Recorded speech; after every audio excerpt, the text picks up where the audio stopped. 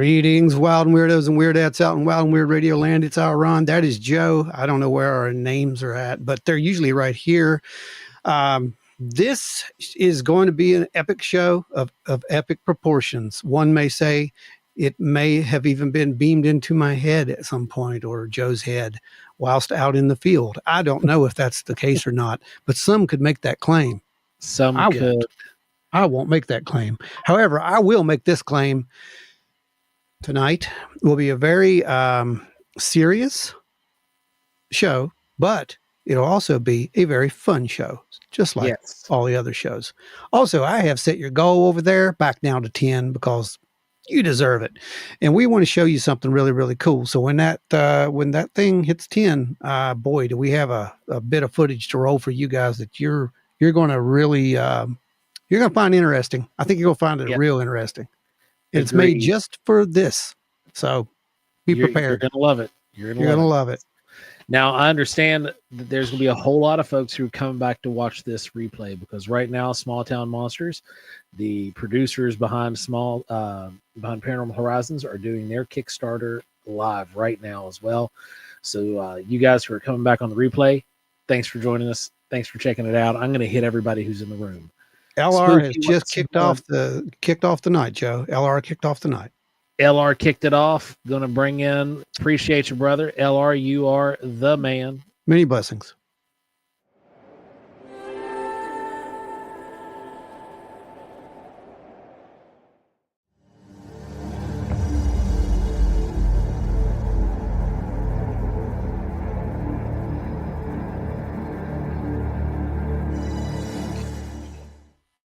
Oh, and a pass from Ada comes in right after LR. This is getting hot, guys. These guys are vying for position, and it's all going to be.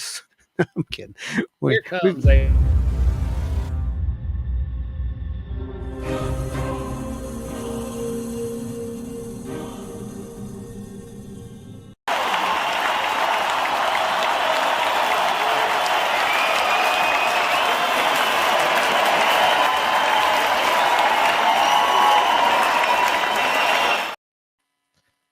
All right.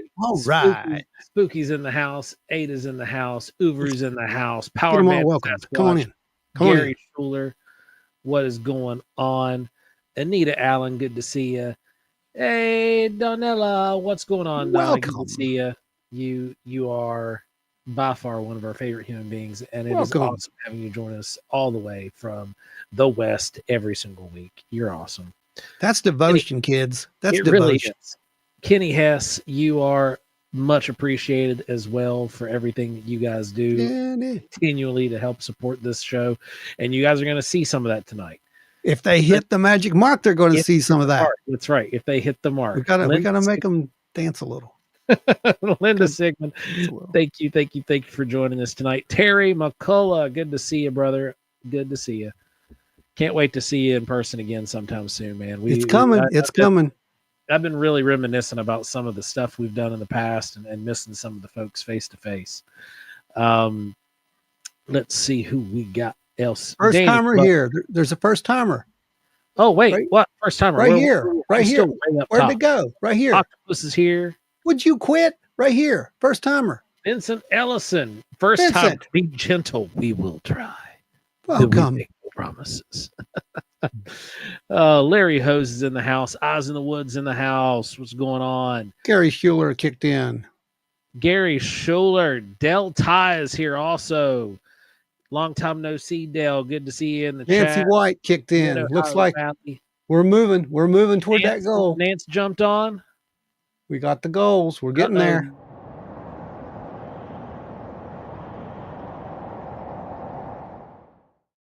And then here's the other one for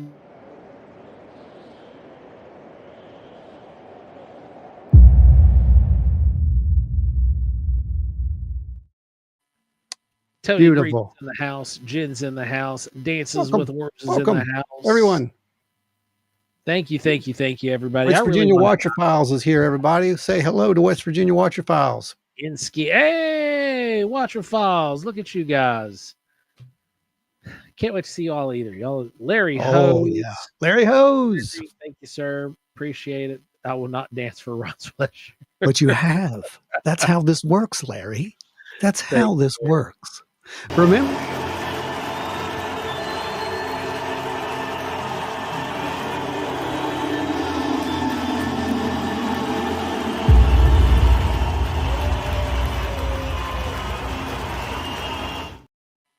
Remember, I have digitized images of you. I can make you literally dance. That's true. That is all we need to do, South Park style. I can do that. Michael, thanks for joining us second time here. Much appreciated. We're really glad you're hanging out with us tonight. We have a very interesting topic to dive into. It's very needed. That sucks. Said we're camping tonight. Only we're in the house. Oh God, that sucks. Tonight, dude. I feel for you. I absolutely feel for you. During the ice storm, the power went out here, and the house got down to like 50 degrees, and we were all huddled around a little propane heater there for a bit. It was rough. Days. It was rough. Luckily, it wasn't like the one we had previously. We were down for like a week or so. Yeah, we got, well, you know, blessings from above. That's all I'm going to say about that. Yeah. Really. All right. Spookfest. What's going on, Spookfest? Good seeing you. Spookfest. All right. Okay. So tonight's topic. This has been brewing for a hot minute, and we are a little bit behind the curve on this because there's just been so much going on, and we've been trying to address some other things, but this is really starting to come to a boil. It's boiling. It's boiling over. The pot is boiling over, and the lobsters are trying to get out. And, you know, everybody's looking. Everybody gets their media now from right here. And I don't mean from us, but from YouTube. Yeah. They gather around their phones and their computers, and we consume our media here, and we get the majority of our news anymore from streaming services, be it whatever they are. And there's so much stuff out there to consume. Well, there's good stuff, and there's stuff. And then there's good stuff that also turns into mudslinging stuff. Oh yeah. And, and we're seeing a lot of that right now. And it's really sad because this is a time more than ever in human history. Octopus with no friends. First time donating time to the cephalopod to the banner. Yep. Let me get you put on here real quick. Let's do this proper like. Beautiful cephalopod footage. I think that'd be close to the sky thing. That's the closest thing we got to cephalopods. I know, right? That's what I was going to throw up. Go ahead and cue it. Now I'll throw the... Okay, you go ahead and do that, and I'll grab the blessing. Hey, for you new people who don't know what in the world's going on right now, let me explain it to you real quick. Every time somebody makes a donation to our wonderful little organization over here, we give them a little bit of custom art, a little something I do for everybody. It's I make it. It's not AI generated. And it's a little way of saying thank you for some of the things they do. So that being said, here are some sky critters for you, Octo. Thank you so much.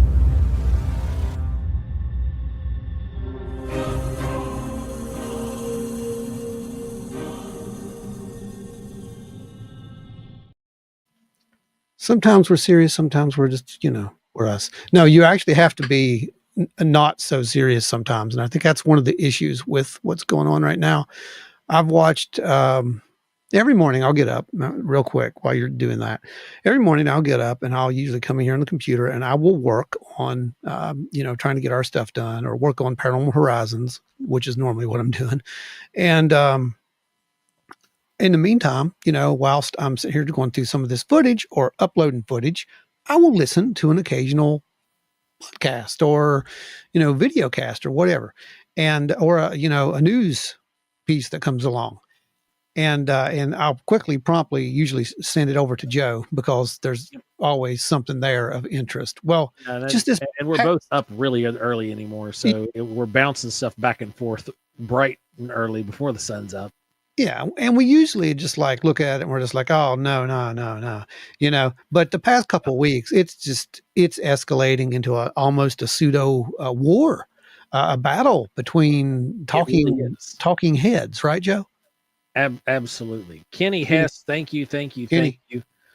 You are awesome. Hey, y'all keep track of how many when you hit 10. I want to know when you hit 10, okay? Because I can't see it. I'm doing something else. We're at 7. Okay. Oh boy.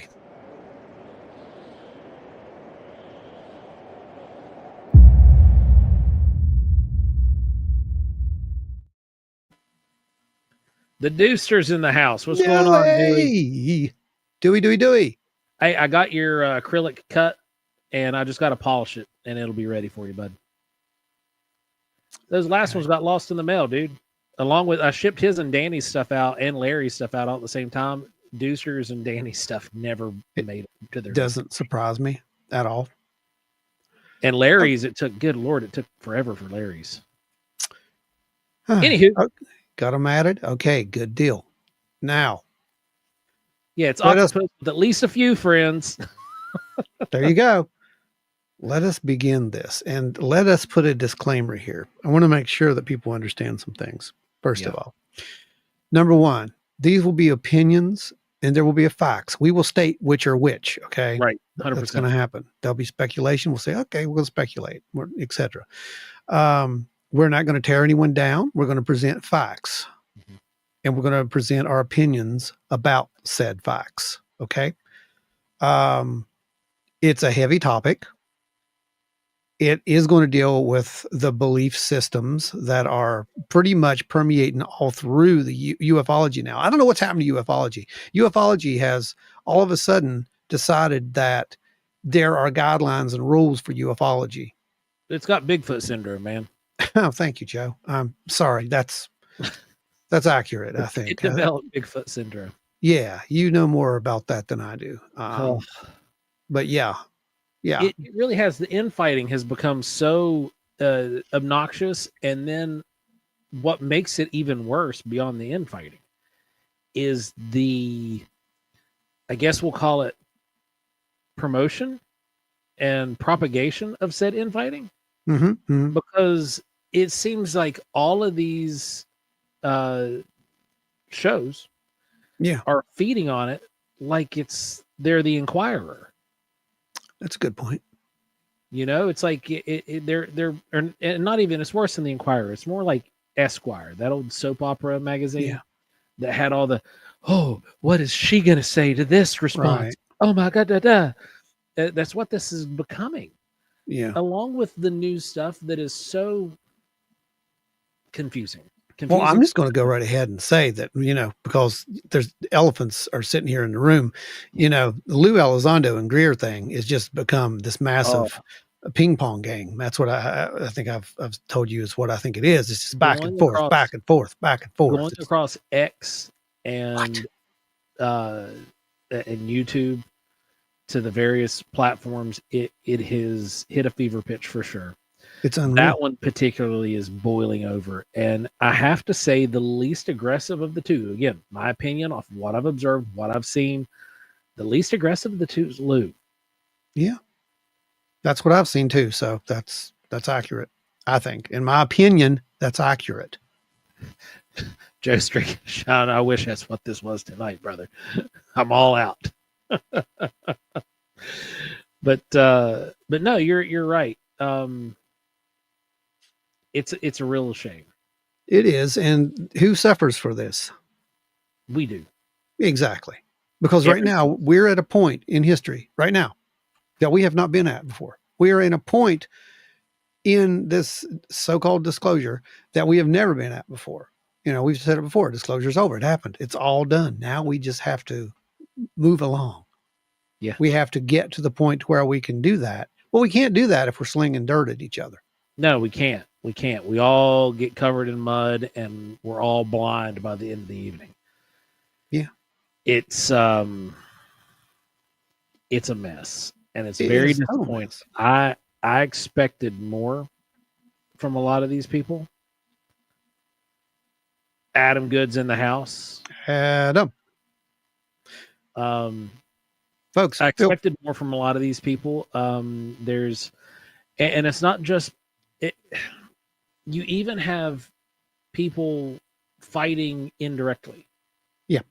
You've got people with Jacob and his new whistleblower thing. Oh yeah, he is lightly promoting Greer's product, we'll call or methodology. And I think methodology. Yeah. better to say methodology than product. Yeah. Yeah, methodology. And then on the other hand, you've got Greer that said that they were involved with human trafficking. Everything is a conspiracy theory with him. It And is all absolutely that's fact. Okay. That's not a opinion or this was posted everywhere.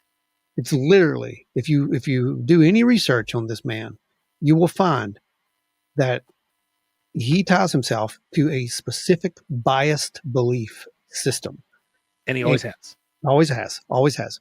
And regardless of what the man did in the past, because I told you, he did good things in the past. He did good things in the past, but something happened.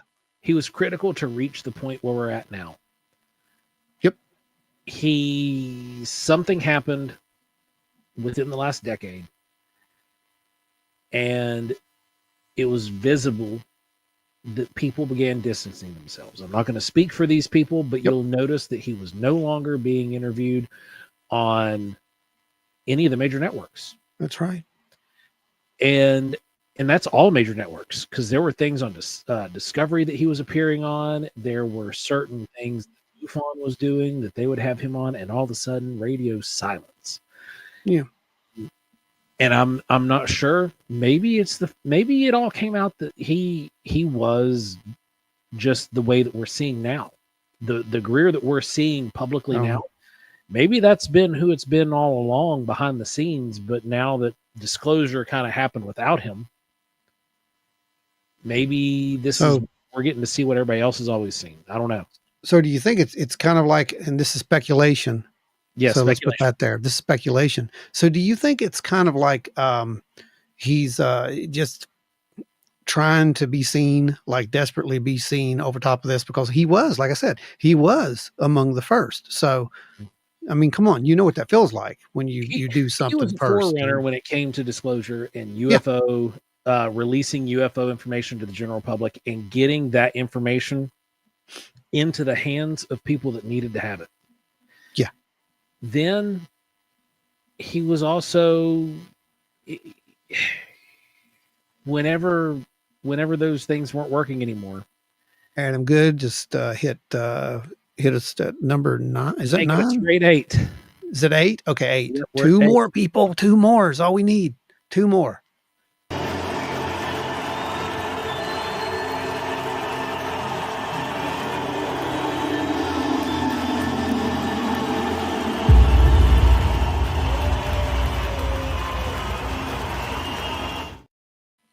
I want to get everybody.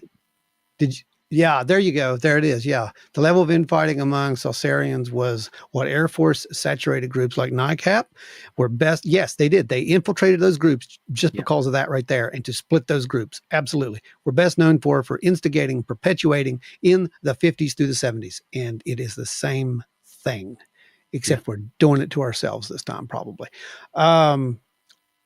I want to hit you guys. Get your comments, get your ideas. We want to hear it all. Questions here too. Don't leave us out here going. We want to help kind of facilitate a conversation with this. Yep. And again, we're not going to be smearing anybody. We will share opinions. We'll state that those are opinions of ours and that they're not what we're trying to persuade any of you to believe. But there's enough belief. We need data, things like that. Oz says, I don't understand why he claims the CE5 process meditation has all the same components. He just packaged it and gave it a new name and claimed it. That's why I called it a product. Exactly. That's why I referred to it as a product. What you just said, Oz, exactly what you just said. The CE5 protocol, the handbook, or whatever it is that they use, it's literally taken verbatim from all these other methodologies of metaphysics, of just good mind health, honestly, and turned into something completely different. It's good too, by the way. I have read the C5 handbook. I want to let you guys know this. I actually read this book, and it was great right up until the last few pages. Until the indoctrination parts. Yep, exactly. Hit eyes. Thank you. Did you get Oz the blessing? Oh no, I didn't see that one come in. I got you. So we're at 9. Here we One more.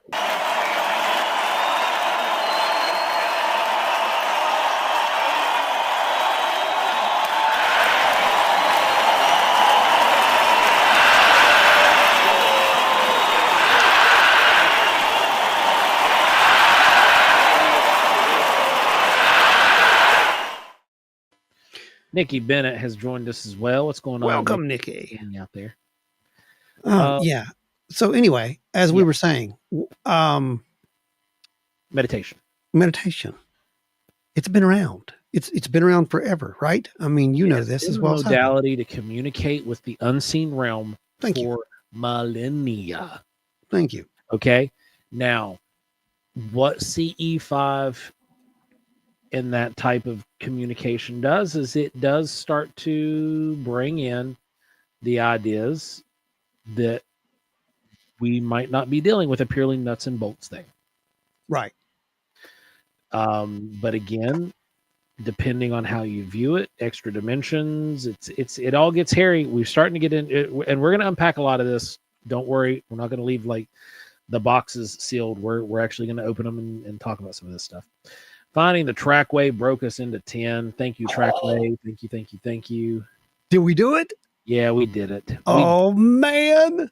All right. So hold on 1 second.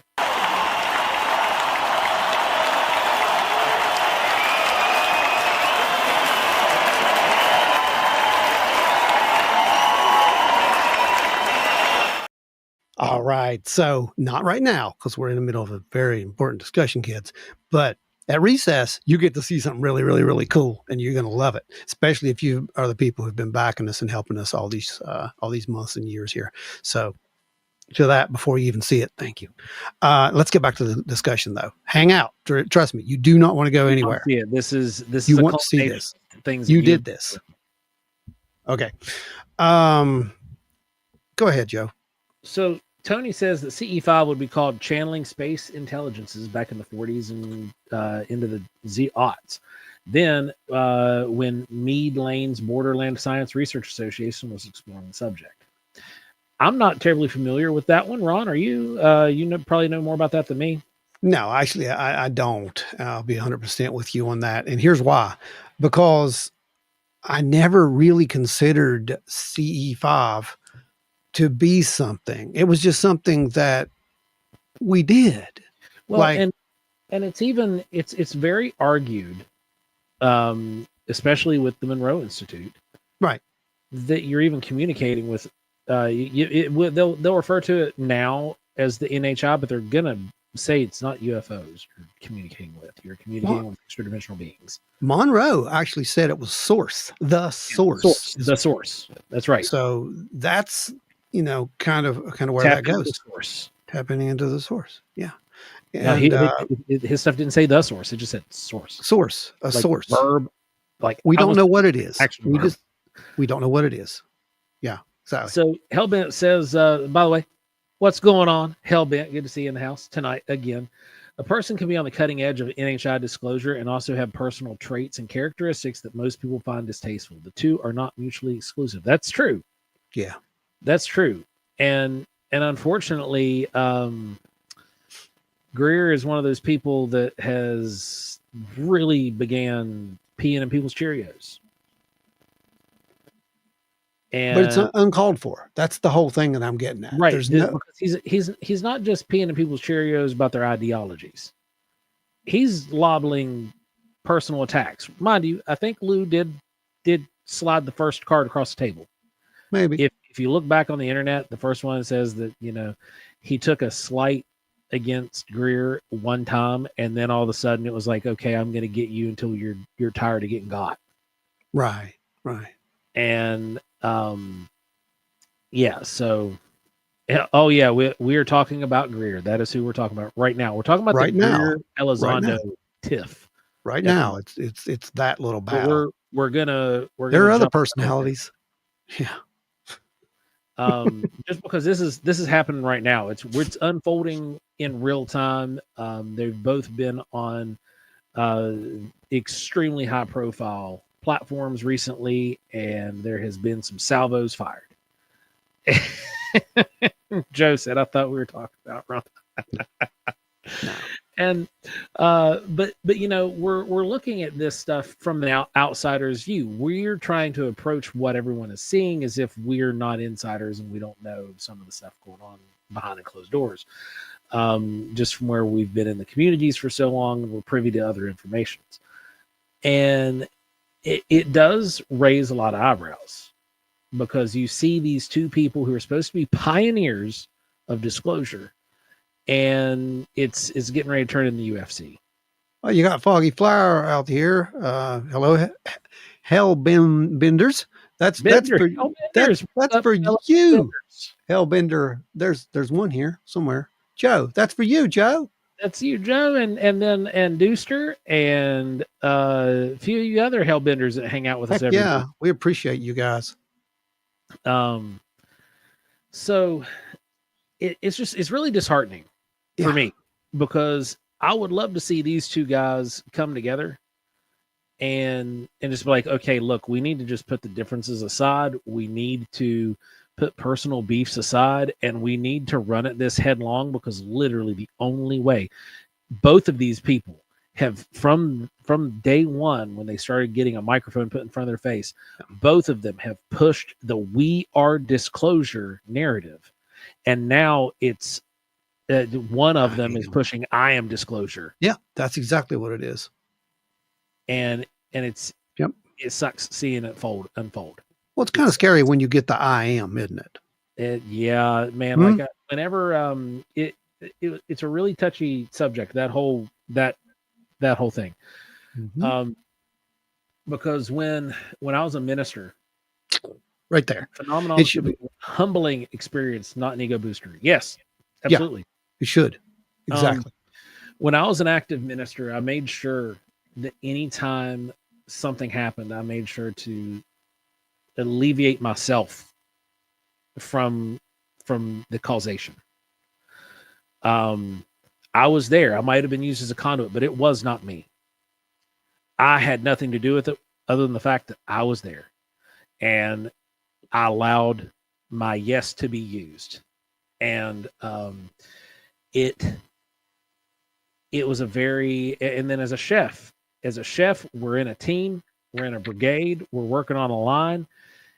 If we die on the line, we die together. If we succeed on the line, we succeed together. And at the end of the night, we drink together, whether we live or die.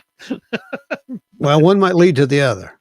Right. Oh. But it was always we, always the pregnant we, the collective we, you know? And there are people who use the I whole lot when it comes to this stuff. There really is. And I get it. You want the recognition. You want to be seen. You want to be heard. You want to feel like, you know, all the work that was done behind closed doors was worth something. But at the end of the day, with this kind of a topic. Yep, exactly. It appears to be taking decades with most of the community. Yeah. Mm-hmm. Mm-hmm. So what's your take personally, Ron, with the Greer and Elizondo kerfluffle? Yes, I'll use any opportunity I can to use kerfluffle. Yeah, I know. As far as it goes, I think it's just going to be, it's just going to give the people who already have issues with, you know, the field more ammunition to dismiss it. They're really hurting everything more than helping it. But those articles have already been running. Again, Greer going out there and, you know, saying that everything has to do. By the way, this is where he lost me. This is my opinion. Okay. But it's also kind of a fact. And I think it resonates with a lot of people who this was said about. He lost me when he said all experiencers, all abductees, all contact people, basically. Those were all government programs. Those were all government programs where we were all abducted and brainwashed or whatever. Okay, look at the logic behind this. Okay, first of all, it is a absolute disgrace to say that. because you don't know what you're talking about. And yeah, that's a fact. You don't know what you're talking about because you don't know what they are. That's a fact. We don't know what these things are. For me, where I got lost with Greer was when we find out that some of the people that he was claiming to debrief and give briefs to, and he said that, oh, I've already briefed Secretary of State, I've briefed this person, I briefed that person. He actually briefed like one of his staffers' assistants or something to that effect, because there's no way in the world that he was going to walk into a secure room like that, into an office, and be like, "Hello, Secretary, I'm here to," and just plop down in a seat. Yeah. It was like right after a press junket.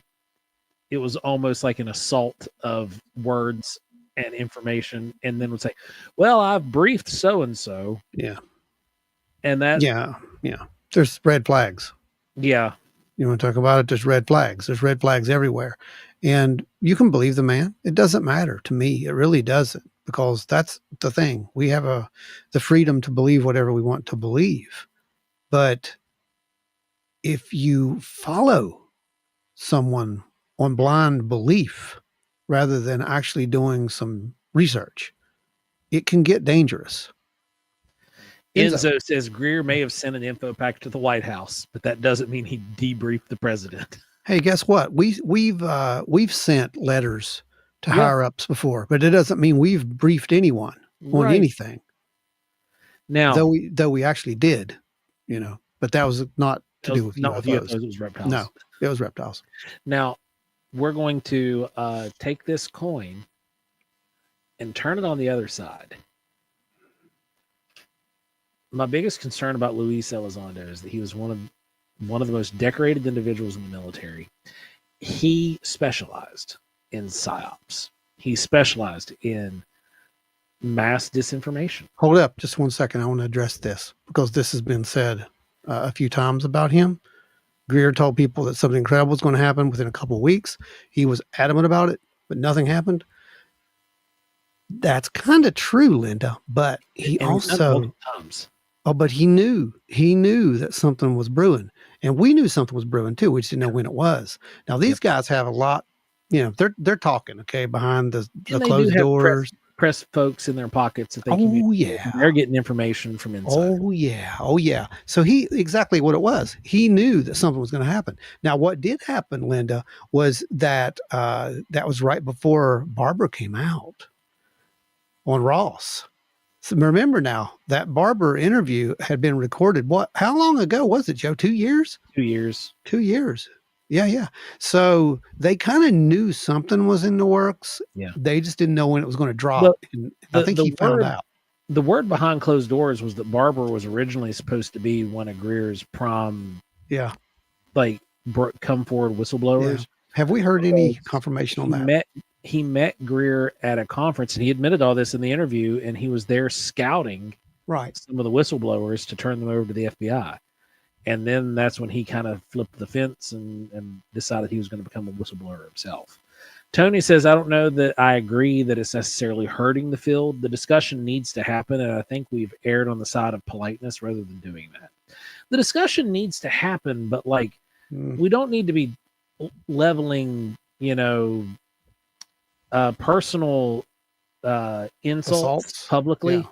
Yeah. And slander, erring on the side of slander. When I'm close. saying some of these things here, it's pretty close. Let's just say that. There are certain things that he has said on camera that, due to them both being public figures, kind of slandery. And I don't know how they're doing it and getting by with it. I'll be 100% with you. Yeah. Yeah, I don't either. Yeah. But they said Greer might have some truth, but he's also trying to sell a product. Yeah, and that means that he has to keep some things proprietary, which is kind of counterproductive for disclosure. Right, it is. But it does boil down to that they need to pull their heads out of the tail ends. And with Luis, like I said, my big concern with Luis is that he was the inside. And like how much what he's said and the breadcrumbs he's dropped has evolved. That's true. There's certain things that he's now more open about and that he wasn't before, but there's certain things that have probably been released and they're telling him he can. And I want to be on the guy's side. I really love listening to him talk. He's fascinating. He's very captivating, and that's another thing that's very concerning. He is an self-admitted doesn't want to do it, but he is Captain Charisma when it comes to it. And he can rally a group of people. He knows how to do it. He's been trained. He is a very efficient individual when it comes to organizing and getting getting countries to turn on themselves. and this particular situation, like I want to believe. I have Mulder syndrome when it comes to Luis Elizondo. I want to believe, but is Elizondo telling the truth? I don't know, man. I mean, we've said that for a while. It's like there are elements of truth. But here's the thing. I think these guys only know what they've been told to say. I think they only know what they know, in other words. Yeah. And a lot of people believe things. Now, Lou's a little more apt to say, I don't know, than some of the others. That's the only thing that I can say about Lou Elizondo. He seems to be more, if he doesn't know, he'll be, I don't know, or let me find ask the person who does know that kind of thing, Enzo says, my problem with Elizondo is that he hasn't said anything I haven't already heard on Art Bell 25 years ago. When pressed, he hides behind NDAs. Yeah, I mean, I can see where that is the optics for sure. And I mean, coast to coast, we can't. Coast to coast is part of the reason why we exist. Without coast to coast, we wouldn't be sitting here in front of microphones because there wouldn't be a market for this stuff. That's true. That's very true. But yeah, there was a lot of stuff that came out on Coast to Coast. It was very similar to this, and then there's a lot of stuff that came out on Coast to Coast. It was like, what? That Art Bell Time travelers? Because no. Okay. Speaking of Art Bell, did you see that they're making a biopic? No. James Gandolfini is going to be playing Art Bell, and I think it's going to be amazing. That's cool. Wow, that's awesome. Anyway, sidebar there. Sorry. Oh, okay. So anyway, so that's one side of the coin of confusion. So here's something interesting. Where'd it go? I had it up here a second ago. They're scrolling. I don't know. No, I had it up and it was a 1 of 2. I saw it. Okay. It says, nope, there's the second half. That's the second. Here it is. I saw a podcast with Lou and Shane Cahill, and Lou was at the usual spot with his flag behind him, and Shane was supposed to be in his home in San Diego. Someone ran by the doorway behind Lou when Shane took a break. Shane Cahill Cahill ran by. They were in the same location, filming. That's like nice. They were in 2 different locations. You know what's funny about that? There's a lot of news crews will do this. Actually, it's very common. Yep. And basically, what it is it's stage setting. It's stage prep. So again, what's true and what isn't? This is our problem. I like this one too. I have Mulder syndrome. I want to believe. No. But yeah, it's hard. It's hard to put a finger on these. Lou is fascinating. He is charismatic. He is everything you need in a leader. Yeah. He's also one of the most skilled and effective disinformation artists on the planet. Yep. If he wanted to, he could do it. Exactly. Which means, is he doing it? See, that's the problem. Yeah. We don't know. Not yet. And what it boils down to is what we've always said. Trust no one. No, for real. Yeah. And let the fruit be what comes to bear. Yep. Judge the tree by the fruit. Linda Sigmund, I am more apt to believe Elizondo. I've been around a long time and I've seen many whistleblowers come and go. I'm getting pretty good at spotting. Folks, get your opinions in there. Lou Elizondo, Greer. We're getting ready to close out the Greer and Elizondo talk. So please get your thoughts in there. There are no right or wrongs right now. Yeah, we're getting ready to jump topics and hit another one. Because we got 2 more, I think. 2, 3 more maybe to hit before the end of the show. One being, just to give you guys a little reason to stick around, we're going to be hitting what happens after these experiences occur and how they affect people and some of the things that come about and have come about. We're going to talk about that. Yep. And we're also going to talk about the rise in people like us. I think, I might even jump in and share something I've never shared before. For real, I'm not kidding. I've thought about it myself. Just because I want to make a point, and it's okay to do that. You people don't care, so, and everyone else is doing it. So what's the matter anymore? Right. Stone Cold Steve Austin, DTA. Don't trust anybody. Yeah. Right. And there's parts of Ron's story and there's parts of my story that you guys don't know. There's parts will never be told. I'll be 100% honest with you. I can't. Yeah. So I'm more, if I'm okay and feel comfortable sharing it with you, then eventually I will. I've not been given any kind of a don't share it. There are certain things that I won't share just because it just, I don't know. Certain things were just for me, but other than that, Lou, I like him, but he is using fear to keep people from using C5s. I haven't heard him do that. I haven't seen that, Oz. Can you get me something on that for real? I'm not doubting you. I just want to. I'd like to know that how it works. Like it actually works. Now he did say with that latest show with Area 52, you need to be careful. He's not wrong. Yeah, you need to be careful. You don't know who you're reaching out and touching. I believe we said that a while back, forever ago, years before ago. there was, Lou Elizondo on the stage, or to this degree anyway, before anyone was talking about remote viewing or anything. I believe I made that publicly known, and I've said it in public. Me, you, and Wayne sitting with no camera, microphones only, recording audio, and we talked about that. Yes, you must be careful, and that's good advice, because again, we don't know what this is. So we'll talk about that in a minute. I promise. We'll get there. Men in Black says there's no right or wrong. Agent Ron, Agent Joe, we are rolling on the floor laughing. All of you big brain primates are wrong about so many things, allegedly. Right? Well, they are. That's true. Maybe Lou is giving good advice, but he might be trying to keep us from experiencing. Maybe. I don't know. I think that there's ways to do it that aren't brazen. And I would try to convince anyone who is trying to do one of these experiments to not go out there like you're the cock of the walk, because you don't know what you get ready to touch. You might get smacked down. That's what might happen.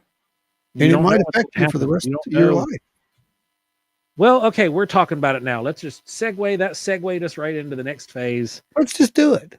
What happens when the experiments turn into experiences? What happens when those experiences leave lingering effects on us? How do they affect our psyche? How do they affect our sociology? How do they affect how we behave with other entities? Are we going to just start seeing everything in the same light, or are we going to be able to even discern any longer because we're so blinded by the single experience? Tonight on Wild Nerd Radio. We're going to talk about that, and I want you guys to definitely chime in on this, because I know that there are several of you guys who are sitting in the chat right now who have done experiments where you have had experiences. what have those things done? Certain things that are happening right now publicly, that are being spoke about publicly, you're seeing a whole lot of craziness going on. Ron, where do we want to start on this particular matter? Who do we want to? Well, you said craziness. So, as far as that goes, I don't think that any experiencer is crazy. I want to just preface that, okay? Yeah, no. But Absolutely. I think that the stuff that happens can drive you almost crazy. And I think that you can be lied to by an outside force, and you can be lied to by yourself. Mm-hmm. That's what I think. And I think that this has happened in some occasions. And one in particular that is making the news right now is Mr. Bledsoe. I'll just call it out as it is. Look, I like Chris. I liked his story.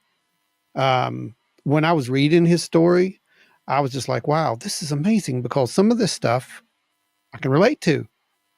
I've seen some of this, okay? But I did not interpret it the way that he did. And that's okay, because, when he wrote his book, it was a different thing. It's okay. He wrote a book. He tells his story. He goes on Skinwalker Ranch. He shows that he can do these things. I believe the man. I know he can do it. There's no doubt. I've seen enough at this point. Too many accounts of documented study with Chris Bledsoe to say that something is not happening and that he doesn't have some kind of a connection to be able to reach out and call these things. Right. And, do I think that every single one of them is something? No. I think that we can get into the point to where, if we're not careful, everything in the woods is a Sasquatch. Right. You get Sasquatchitis. That's exactly what's happened here. Yeah. And what that means is basically, there's been many times, I'm going to equate this back to, to Sasquatch, to the Bigfoot topic, just for a second, okay? Because if you're in the woods, and we've been there multiple times, how many times have you been in the woods and you hear something and it's just like automatically, oh, that's a Sasquatch? Yeah. That's got to be what that is. Not in the reality, first thing. It's just an acorn falling from 120 feet. Right. You don't think about, could it be this, or could it be that, or could it be this? No, it's immediately a Sasquatch. That tree over there, it looks like a shrub. When I took a picture of it, it's a shrub. But in this picture, it looks like there's something hiding behind it. Yeah. Could it be another shrub? No, that's a Sasquatch. It's the same thing. It's a belief system. And I told you from episode number 1 of Wild and Weird Radio, go back and listen to it.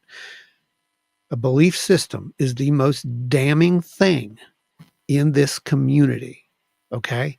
Because you will get absorbed by it, and it will soon start painting the picture for you. Everything you see will be in the shade of whatever that belief system is. That's why when we go out into the field, we have to stop it. We have to set it aside and look at raw data. That's how we operate anyway. And I think it's important that we do this with these people, because some of these people, like Chris, are seeing this in a whole different light. Yes. And they're literally trying to start a following. And Chris isn't the only one. No, he's not, by far. He's not the only one by a long shot. There have been many others before him, and there are others that are currently doing this. All you have to do is get on Facebook. Go to some of these UFO groups, and you'll find some of these folks that have these massive followings, and it's all stemming from encounters that they have. And I don't doubt that they're having or had real encounters. We right now, we are facing one of the most critical points in time with so many things in our reality. And any of these things can break it. We have to be prepared for our reality to shatter. And if you are capable of going and moving into research and looking at these things objectively, and you can separate yourself from a belief system. And in this sense, Ron's been saying this for years, and you know, he had to get me out of it years and years and years ago. Me and him first started hanging out and doing reptiles, having these conversations.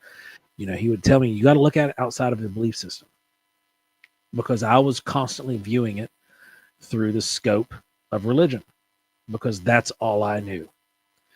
And then I started doing more scientific research with other things and doing other, like, you know, being able to, at the time I didn't realize it, but I was doing it with my own faith, because every couple of years I would completely dismantle everything I believed.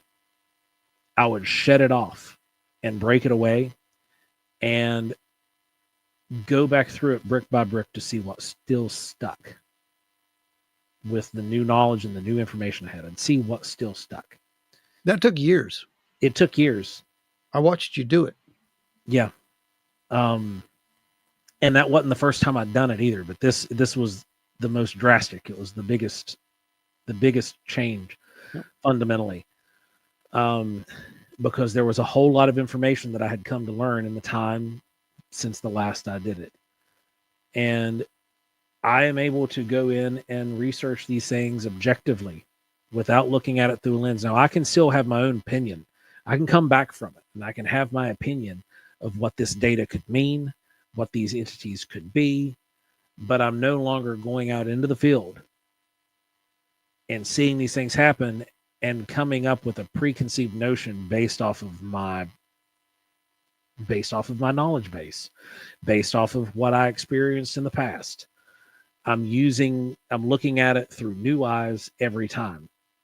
Each time Ron and I walk out into the field with whatever team we go out there with, I go out there like it's the very first time I've ever been out doing something. And I will quickly settle back into like, okay, there's another thermal. Got another one. Here it is. But I do go out, and I try to take the mental approach to go out as the first time. Because if we go out there and we take the baggage with us, right, then we take that data back, and it's now mixed in the duffel bag with all of the previous baggage, and it gets shook up the whole time you're out working, and it gets mixed in with all of the old preconceived notions, and now it's being interpreted through a lens. When you go back into that bag to try to pull the data out, you're pulling it through the lens of all of the baggage that was in there, instead of just going out with a completely brand new empty bag to put the data in, to bring it back in to go review. So I'm going to stop there for a moment, and I want to hit some of these comments. Yeah, we're starring your comments, guys. So just keep putting them in there, and we're going to pop them up as we go. And then we'll go down from here. Go ahead. Beth says, I didn't want to believe it was happening to me, and I know others have experienced the same. This is my safe place. Beth, what you sent us last night, what you sent us last night was absolutely... I don't understand. To see where you went from day one to where you are now, and how you can go through this and completely shut off the belief systems, not just faith, not just preconceived notions. Preconceived notions and lenses that you view reality through to look at this data. When me and Ron sent it to me right about the time I was getting ready to send it to him, and I was just like, thank you, Beth. Thank you. Yeah, that made it worth it. I don't understand, how some can't arrive at that, but the point is, you did arrive at that, and you arrived at it pretty fast too. We saw the same thing with Dawn. She did the same thing. And the same thing happened with Watchers. Watchers. So Yep. It was great. Mead Lane's BSRA specifically, those who channeled space intelligence warned the SIs could lie, and that they could even just be wrong. Yeah, that's accurate. And I never read those writings, but that's 100%. That's what I would advise anybody, that these things could be lying to you. 100%. To manipulate, or they could just be flat out wrong. They could just be like, think of a game of telephone. You're back in the day, anybody who's old enough had landlines, just randomly call a phone and tell somebody something was going on, like, oh no, the house is on fire. Everybody starts looking around. Linda Sigmund says, if you have the power of discernment, it only makes you want more. You learn to overcome fear. You have to accept your own experiences. You No. do. And the gift of the discerning of spirits is something else. And you have to be even careful with that, because that broke me. That was the first time that I was shattered, was whenever I discovered that, because suddenly everything, always, at once.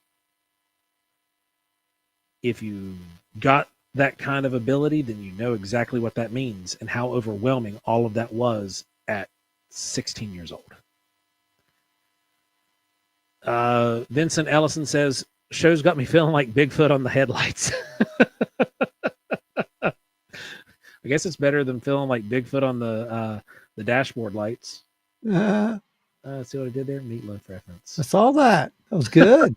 I had to explain to someone hey, here it is, Beth. I had to explain to someone the other day that you have got to put everything separate until proven otherwise. It's easy to start smashing things together instead of categorizing things. Beth, we love you. Keep them coming, guys. I'm starring them, and we're getting them up here as soon as you post them. We're just I already went through the crash of my materialist belief system. Yeah. Start a following. That's a tale as old as Dembski. And as old as Giant Rock. Yeah, that's right. Yeah, you're not wrong. Like, no, you're not wrong. Rock. Now, okay, I gotta say, Giant Rock was something else, man. If you look at some of the study before it went kooky, Giant Rock was onto something. Linda Sigmund says, a lot of things I believed years ago have changed. We have to look at it from every angle to come to a conclusion. And then you still have to think and rethink it and still don't know for sure.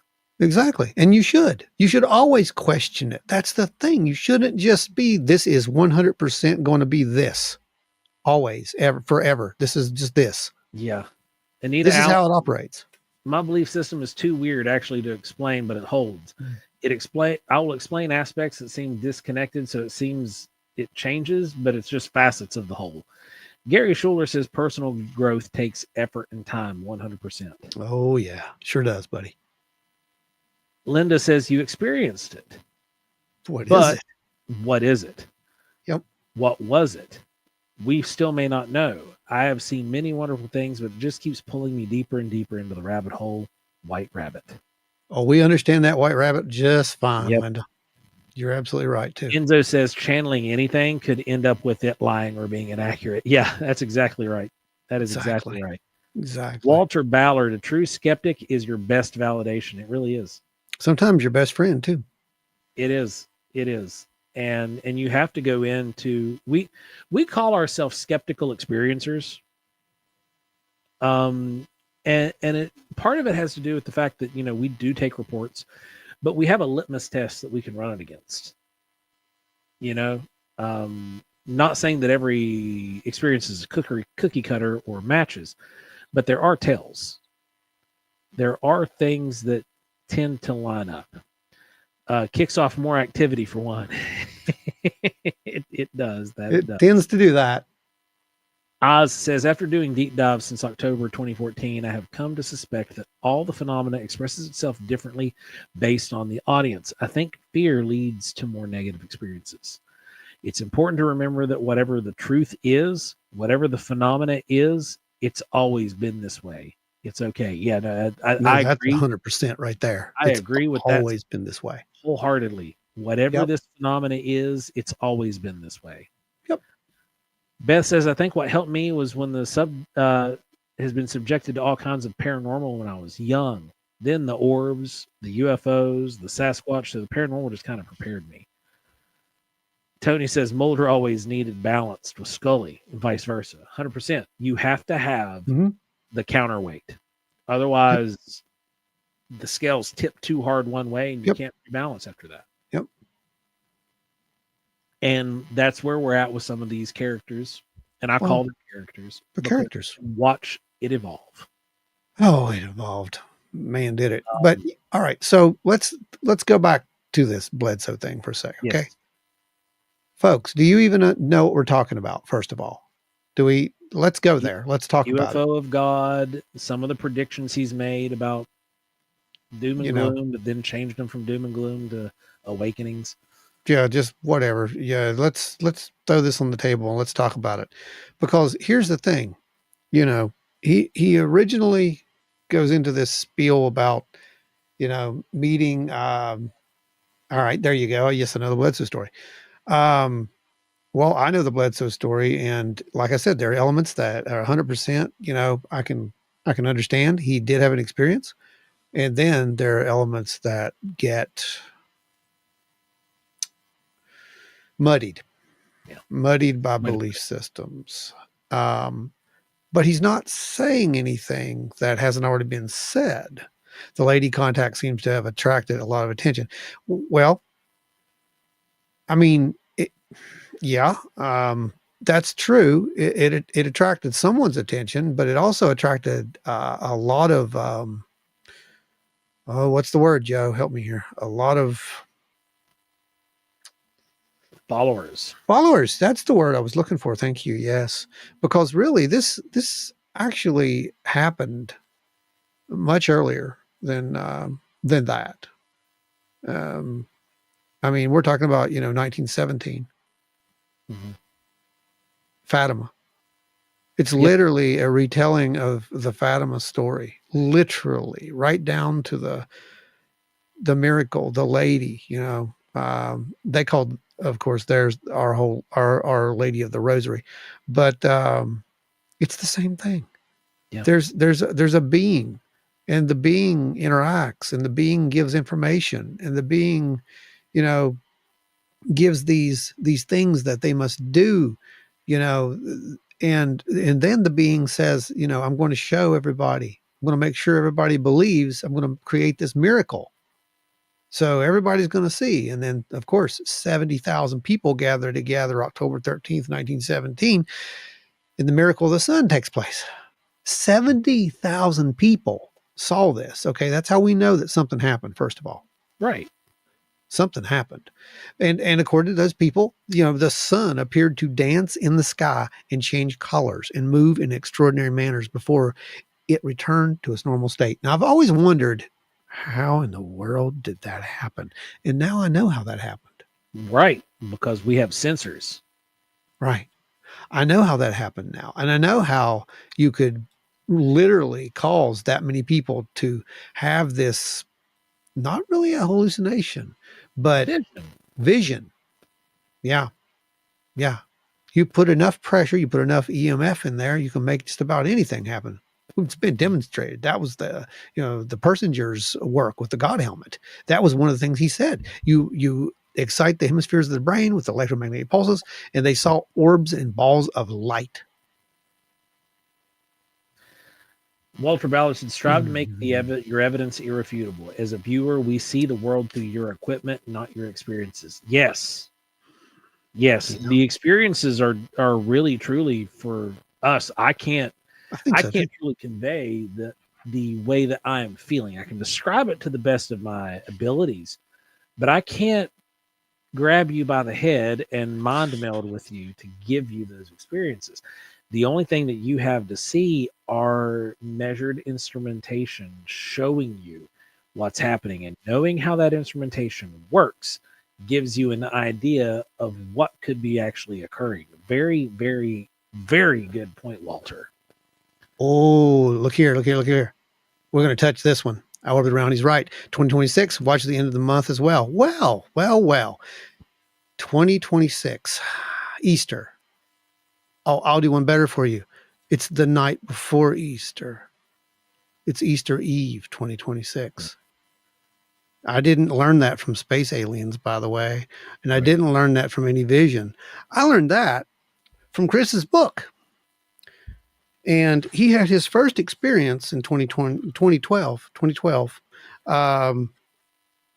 night before Easter. And he expected that to happen literally every Easter, because they did. They came to him every night before Easter all those years.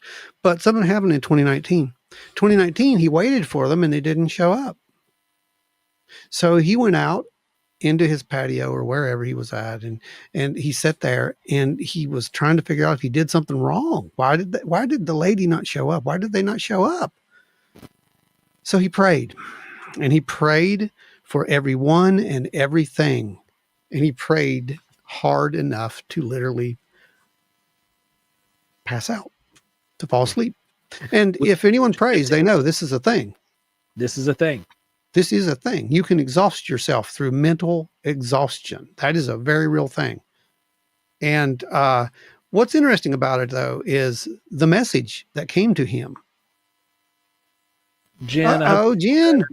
You get some rest, listen along, and if you have something you want to think or type up, just cue it up on voice to text or something. We'll get to it, and but you rest, and we'll just be praying for you and hoping that the flu gets out of your system quick and burn that good energy. That's a real thing, by the way. Energy is real. But so he says in his own words, they didn't come. She didn't come that night. But instead, he fell asleep. And when he woke up, he remembered this vivid vision, this dream or whatever he had. And the message just came through. And all it was, quote, "We will allow you to film us more and share your witness, share with witnesses, share the truth. Difficult times ahead," end quote. Yes. Difficult times ahead.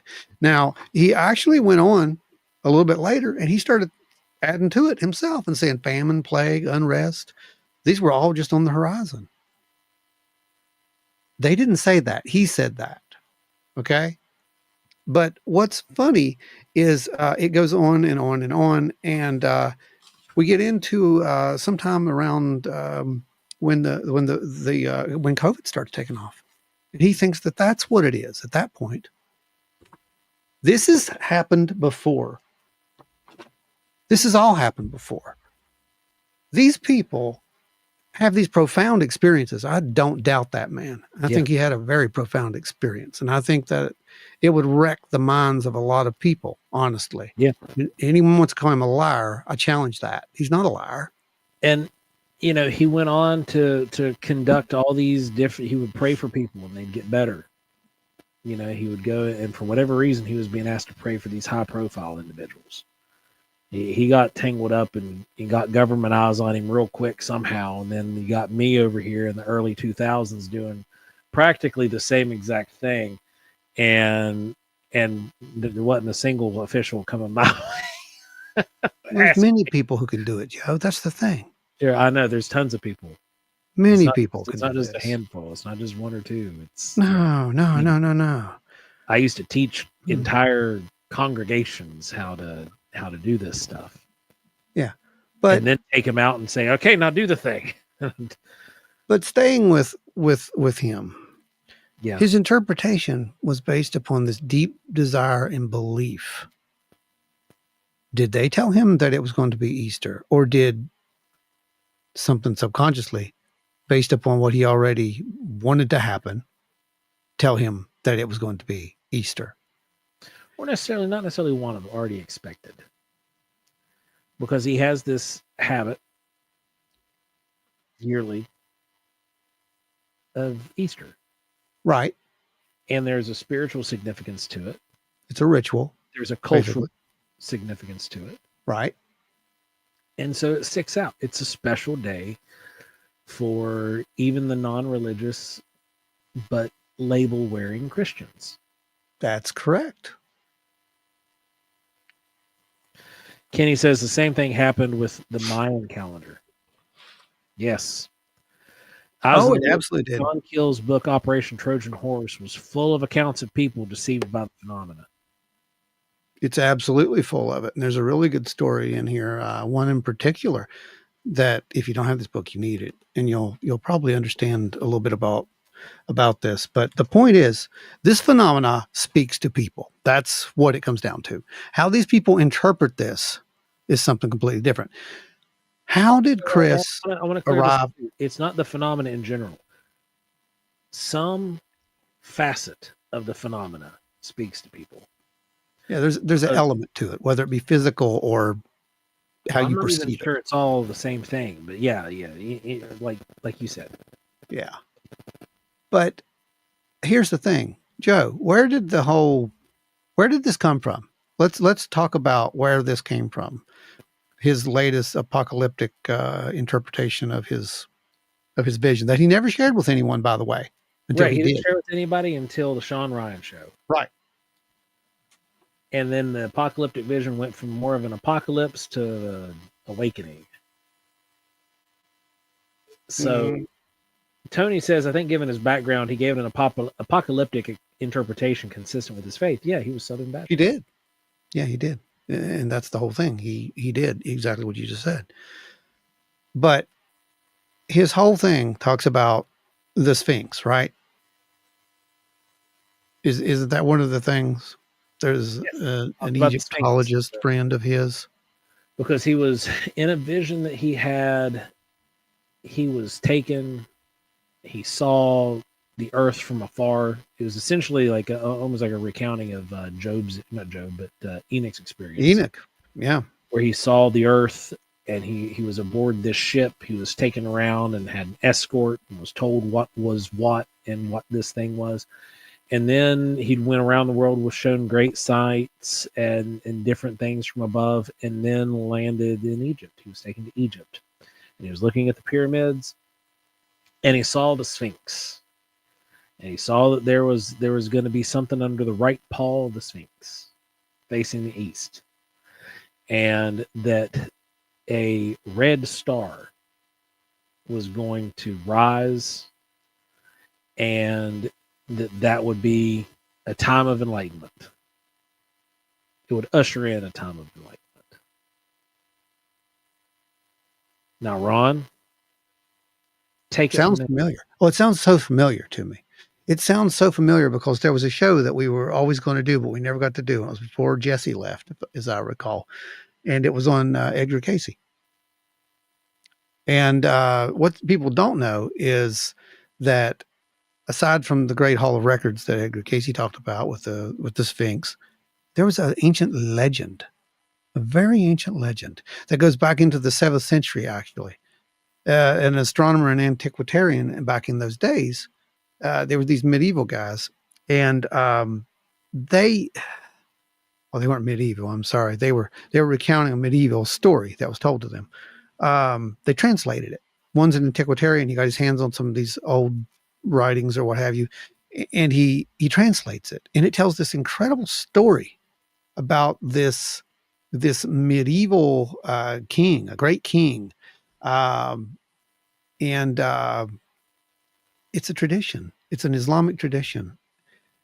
This great king, Surid ibn Saluk, I believe is his name. The king was said to have ruled Egypt. He ruled Egypt, but he ruled Egypt before the Great Flood. And it was a great society, a very powerful society with advanced technologies. He was said to have built the pyramids to hold some of this technology, some of these great advanced knowledge proofs for a future. Now, it's almost exactly what Casey foresees later on when he has his vision and he tells, that the Great Sphinx, that there would be a chamber found under the Great Sphinx. But he also said there'd be 3. He said there would be Bimini and the Bahamas and, the Yucatan Peninsula, and then the Great Hall of Records, which would be there. Now, he's the only one who used the words Hall of Records. So let's give credit where credit's due. He was the first to say that. But it's all the same thing, regardless of what we call it. A new age of understanding, a great something that's going to be ushered in and start this new process of thinking. It's the same story. It's the same story told in strange ways. Yeah.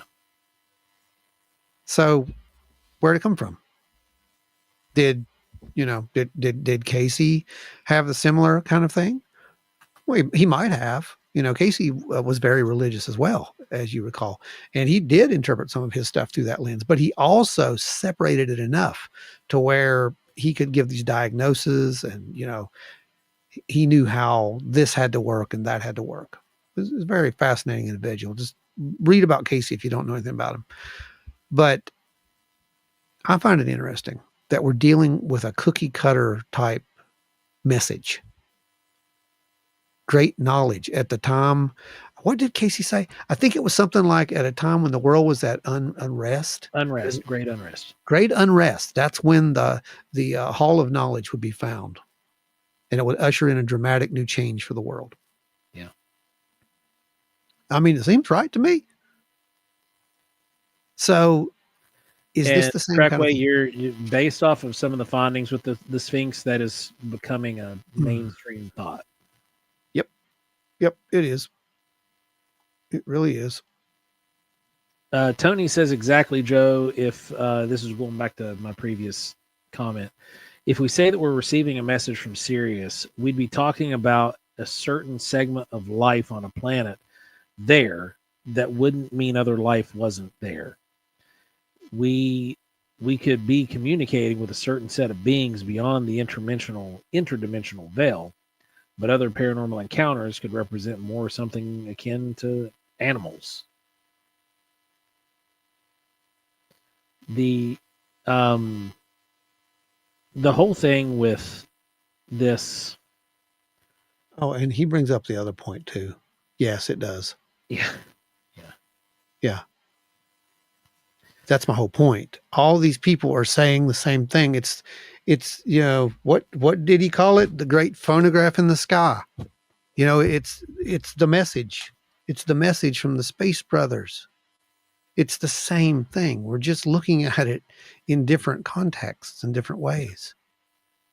But again, I don't think he's lying. I think that he is simply interpreting in a way that makes sense to him. Yeah, and he links it to the second coming of Christ and the 1,000-year reign, and there's when I went through religious studies, becoming a pastor, when I subjected myself to the language and the study of the languages that these texts were originally written in, there's a whole lot of stuff that got thrown on the ground like crystal platters. And when things get thrown on the ground like crystal platters, they tend to shatter everywhere. Now, some of it bolstered by faith stronger than previously, and then some of it, the pieces never recovered. I could read the texts and tell you what the language meant because we interpret it through a lens of today. But to really truly study language, you have to know the language of the day, the slang of the day, and what certain words and the dynamics of those words being used in that time period meant. There's a lot of things that are misconstrued. And this is one of those instances where it is imperative that we check our belief structures at the door when we begin looking at some of this stuff. I can still walk out this door a believer in Christianity and have my faith very much intact. But when I come here and I sit down in this chair, I can sit and I can tell you objectively certain things about the phenomena. Mostly I can sit and have full-on conversations about the phenomena without even once pushing it through the lens of my faith. I can look at these things without forcing it. We'll just put it that way. I know that I'm not the only person on the planet with those capabilities. Is that right, Ron? Yeah, that's accurate. And you don't act like you are. And that's the way it should be. And everybody is capable of checking it at the door. I dedicated the bulk of my adult life to the ministry. There's not many conversations that I haven't had where I've stood toe to toe with other scholars and had these conversations, people who are actual PhDs, and we would sit and have conversations, and we would glean from each other, not just me from them. I can sit here and have a conversation about the phenomenon without looking at it through a lens of my faith. There's no reason why myself, with the background that I have, can do that, because that arguably would make it much harder for someone. There's no reason why I can and other people can't. It's not too much to ask. We're not saying to abandon your faiths. We're not saying to abandon your religion. We're saying to put it in a box, set it right here, and then collect the data and see what the data says. You don't have to, it doesn't have to make sense with your faith. Faith as a whole logically doesn't make sense. When you really get down to the nuts and bolts of it, you're believing in something that is unseen. Okay? It is the fundamental thing that drives a lot of people. And I understand that. But we can't get so wrapped up in some of these experiences and just run to the bank with everything that we feel, because feelings lie and feelings are fleeting. What you feel right now about this topic and about some of these individuals might change tomorrow morning. The way that you feel changes all the time. We have to look at this topic right now, because we don't have any answers objectively, and we have to look at it very skeptically. We shouldn't be taking anything as gospel from anyone. You might have your opinions, and the opinions are fine. You're entitled to your opinions. We have our opinions, and we don't have to. We don't have to just jump in hook, line, and sinker and just take it. You can look at some of these experiences and you say, oh, wow, you've had an amazing encounter, transformative encounter, a transformative experience. But that doesn't mean that I need to follow you. It doesn't mean that I need to buy everything you're saying like it's straight from the mouth of angels. Because it could be straight from the mouth of deception. And it can disguise itself, because this is non-human intelligence at the very bare minimum. I think that's very well said, folks. He still got it. Yeah.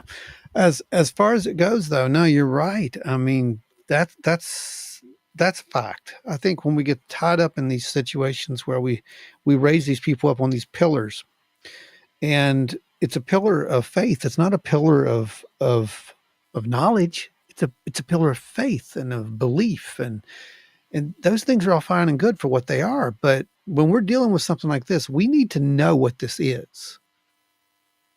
We need to know, because, like you said, there can be deception. There can be, and the funny thing is, a lot of this phenomena definitely does have a deceptive nature. Look at the data. What's the data say? The data says, and I don't care what Greer tells you, there are people who are taken. They are taken by this, whatever these are, some of these non-human intelligences. These can be physical and they can be non-physical. Okay? Yeah. Those are not the government. Those are a true non-human, as far as we know, intelligence. And when I say non-human, as far as we know, I don't mean us. I mean something that may pertain to us in some way, something that diverged off the path at some point, perhaps. I don't even know. But the point is, it's a real phenomenon. Okay? Don't let anyone tell you it's not real. These things are happening. I've had a conversation with someone this past week, coincidentally or not, I don't know any more about coincidence, but while working on another project, and they were telling me about their experience. Now, they've been trying to deal with their experience for a very long time now, and they've just been soundboarding off of me. And I don't tell them what it is. I say, here, you ever heard of this? Go look at that bit of data there. Go take a look at that. And now all I have to do is literally say, and I'll bet this probably happened at this point in your life. And they're like, oh my God, you know, do you know how many oh my God moments I've had over the years? Now it's just, you get used to it. I'm not special. You're not special. None of us are special. We're just living and we're experiencing something that we're acknowledging that most other people do not acknowledge or do not choose to acknowledge. Now, is it important? I don't know. I don't know if it's important. I do know that at times this phenomena seems to want to get its message across. Typically, that message has multiple themes, right, Joe? It does. There's this theme of, there's a theme of, like I said, deception.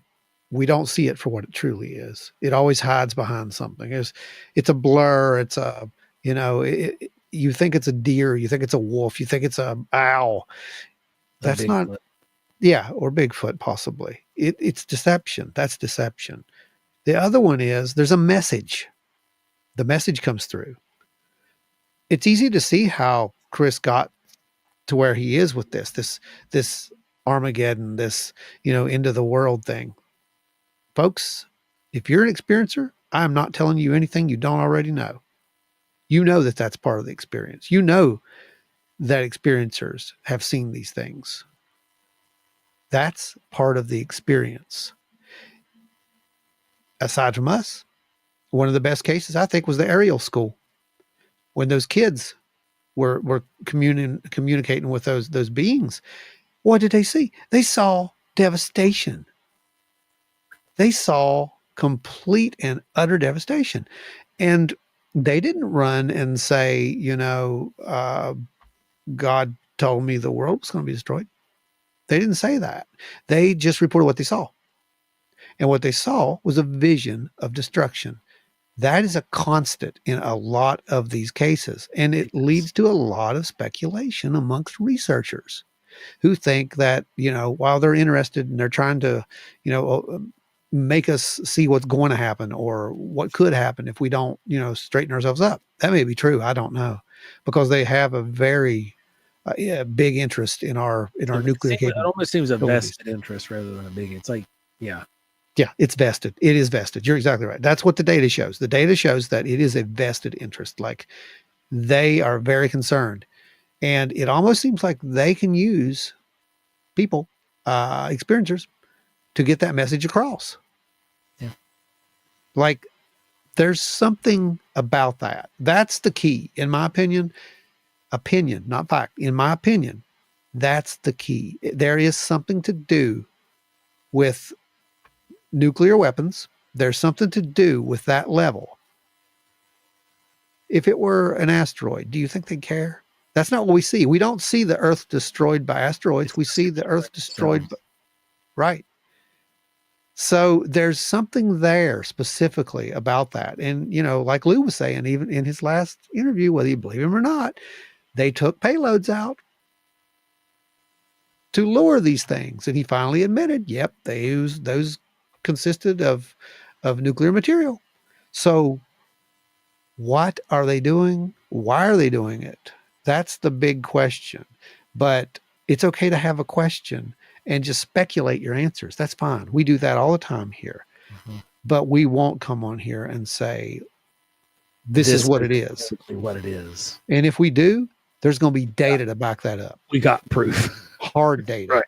So run for the hills if we ever come on here and say that. Or if you see one of these headlines here, you get ready at that point, because there's going to be data that backs that up.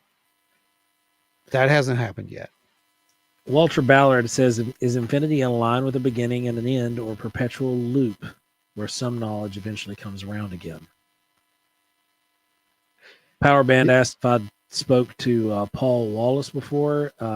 We've used to run in the same circles. I no longer run in those circles. I no longer run in any circle. But I'm familiar with him. I think he's actually done some work recently with James Fox. Eyes in the Woods says, I look at the phenomena the same way I look at hotheads at work. You observe them, and you think it isn't that peculiar. Yeah. Look at them. Linda Sigmund said, we have to learn what we believe. It's an ongoing renewal, and we can look at these other things outside the box. You have to. You have to. True. I like to write all kinds of things down in separate pages, and if they have similarities, I still don't put them together. That's good. Nope. Put them on the table. Is the phenomena some type of repetition that we experience from a teacher trying to drill either knowledge or dogma into a student's head? It's a good question. That is a really good question. Mm-hmm. Octopus says, I'm here and enjoying and appreciating the conversation, guys. Just trimming the beard. I did a little bit of that myself the other night. Getting a little mangy. Eyes in the Woods says, Anita, I haven't heard of that one. I do like the thought that we are all fractals of source, just trying to understand itself. That is either Monroe or McMonigal, I believe, who said that on Routine. I can't remember which one, and at the same token, are they not the same person in some degree?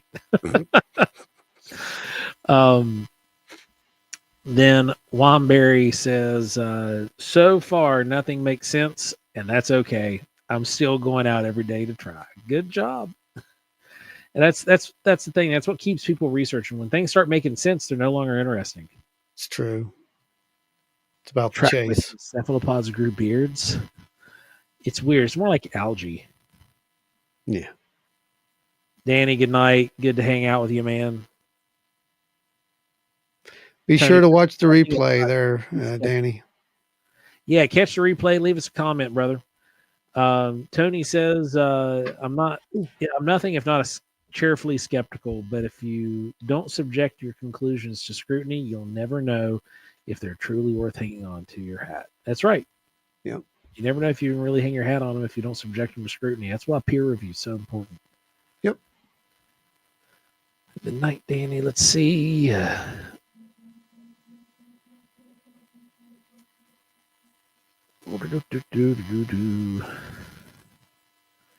Terry McCullough said, when I finally started looking into the experience I had, I just ended up with more questions.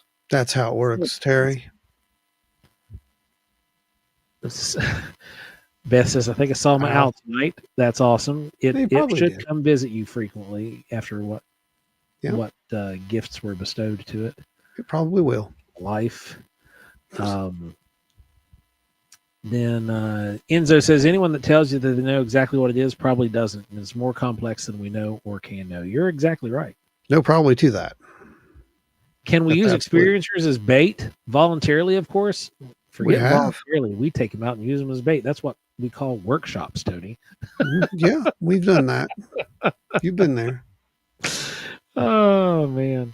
Oz says, Joe, I think the fractal belief goes back to the ancient text. It does. It goes way back. Even in some of the early ancient Hebrew texts, they talk about all being connected to the Creator. That was the source for them. That's what they called source, was Creator. But yeah. And it goes okay. Like, you're talking like Sumerian, even like it's all. Yeah. Anyway, that's a whole episode, like hours and hours long. Oh, let's see. Wanberry says, I wish sometimes that was the oblivious skeptic, but then I wonder how boring my life would really be. Linda said, Just get out there and search. Who knows? Once we all pull it together, we may be heading in the right direction. That's the thing. We all got to pull it together. But as long as there's people out there throwing Mud. sticks at water balloons to see if they're going to break, then, here we are. We're going to stay in this cycle of news spin, and everybody's, running gossip for clicks. You want to give them a treat. They've been patient. I think so. I think you wait, no. Ask them. Do you guys want to see what you got for hitting the goal tonight? You want to see something cool that we've been working on? Ooh, Anita Allen. I met Robert Monroe and did a truncated gateway session. Truncated gateway session with him back in the 80s. I've been immersed in Indian philosophy since I was a kid. There's a lot mixed up in my gray matter. Yeah, that happens. I've actually been in communication with the good old institute here in the last recent days.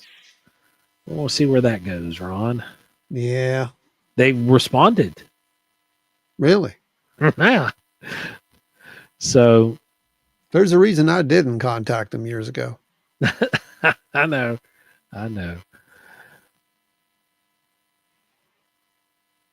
So let's see here. All right. Well, let me find it. Hang on. They're saying yes. Y'all ready? Okay. Give me the treat. Go. Show us already. Show us. Geez, you're so impatient. Yeah. Yes. You guys have been awesome. And it is with what you guys do week in, week out that we were able to pull this off. I want to preface this by saying this is a massive thank you to every single person who contributed to this project. It's awesome to be able to show it here first. You'll see it in future episodes here and there. You'll see it in our research. You'll see it over here multiple times. And yeah, okay, here we go. Ready? Drum roll. All that stuff. Well, yeah. We've been talking about it for, it feels like a month, 2 months. I think it has been 2 months. It might be. So we tell these folks every single week, thank you for your donations, all the super chats, and yes, thank you so much. Now we're going to show you what you've been actually paying into. At least a little bit, right? Just a little bit, yeah, one of them. Don't want to spoil it all. Right. But yeah, this is what you've been actually... let's do it. Well, this is the dubbed Project Mantis. We came up with a design here that gives us the ability to view all the available spectrums of visual, light, and radiation that is available to the common man. The reason we called it Project Mantis is because, well, the mantis shrimp, it can see in spectrums that we don't even understand. Yep. So that's why we have this. We have the ability now to mount whatever, fourth camera we want up top. But the primary focus is that we have a third generation night vision. We have third generation thermal vision. We've got full spectrum. Now, another option, Ron, is that we could also mount a second generation night vision up top. And we've talked about this. And we've talked about that earlier. Because of the orange orb, which was only visible in third generation. The psionics over here is the one that picked that up. So it would be cool for us to be able to show the data that says, look, here's this thing. Why can't I see it visually? Why is the visual camera not picking it up? Why is this camera not picking it up? Why is it only visible? And is it only visible on there? Well, he had the second generation system right there, looking in the same area. It wasn't visible. And the same with the thermal. It was not visible on thermal. And now we're going to be able to prove, not only was it not visible on thermal, it was not visible on these other systems as well. And we have this. What's nice about this, it's a modular design. We talked about this. Any theater of operation we go into, we're going to be able to modularly put this thing together and deploy it just for that particular spot. Yeah.